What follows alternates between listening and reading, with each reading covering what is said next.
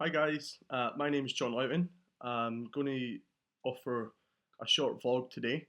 I'm doing it in one take only, and this is my first ever vlog, blog, or video blog, or whatever we want to call this stuff that I've ever done. And really, the reason I'm doing it now is 2 in the morning, or 7 minutes past 2 in the morning, on the 28th of July 2013. And the reason I'm doing it now is because this is exactly 1 year since I set up um, a project or a company that I now run called Dare2Lead. And I know a few of you might know that I'm involved in running that as a company. And I guess my message or my birthday present to Dare2Lead is being one, isn't cakes or candles or presents or cards or parties, but is a bit about, I guess, a personal reflection and a message to everyone that no matter who you are or where you're from or what your dreams are, you can get out there and make things happen.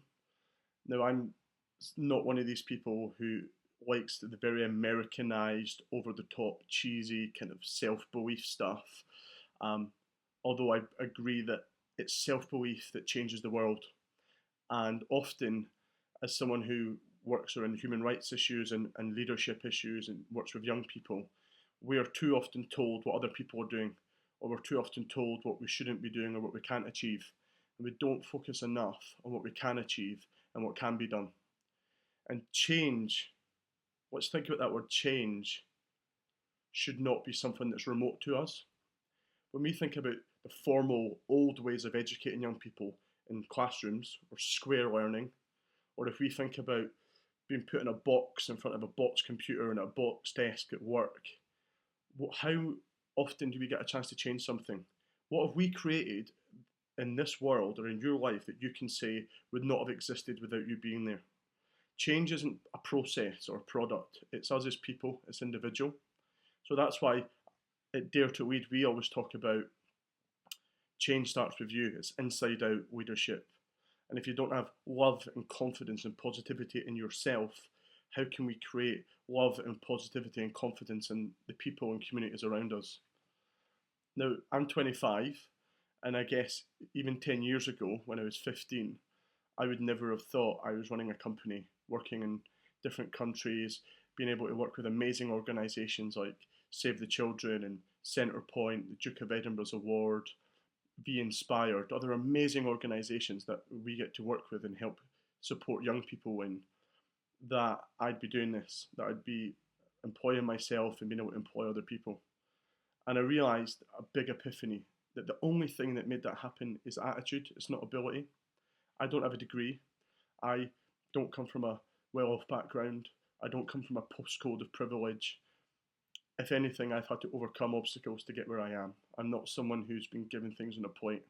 And that's probably representative of most people out there. And what we need is a society where everyone can achieve stuff and make their dreams happen. But that's not what we have. We have inequality, we have racial disparity, we have huge pockets of poverty even now. And we have to be able to say, especially as young people, who are not the futures of tomorrow, we're not the leaders of tomorrow, we're the leaders now, we're right here to be listened to. We have to say, do you know what?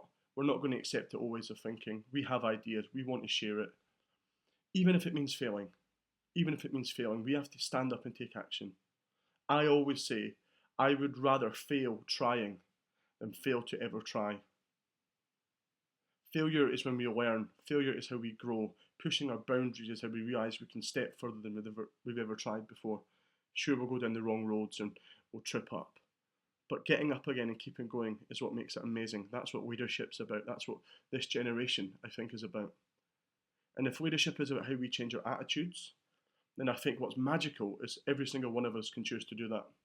It's not about idolising Mandela or Gandhi or any of these people. It's about saying, actually, what can I do? How can I make my own modest baby steps towards helping create change? Young people are told to respect their elders, to be seen and not heard, to speak when you're spoken to. I believe that young people should be seen and heard. We should speak and be spoken to, and that we should respect everyone, regardless of age. We've got a world where we're told there is no alternative, that the climate is done, that we must have aggressive capitalism, that we must have linear economic growth, that we must adhere to old ways of thinking. And I think our generation is saying, we've had enough, we want change.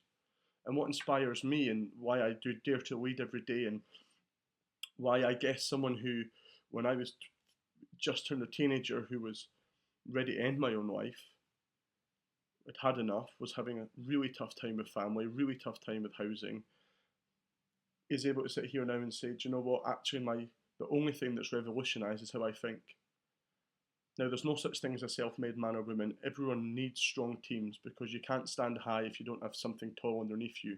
And for me, that's my friends and family and supporters. And on behalf of everyone at Dare2Lead, I want to say thank you, and just say, if you're sitting in your bedroom right now, if you're at school, at work, whatever, and you think pissed off with life, not really that inspired, don't feel like I can do anything, then I would say it's better to fail trying than fail to ever try at something.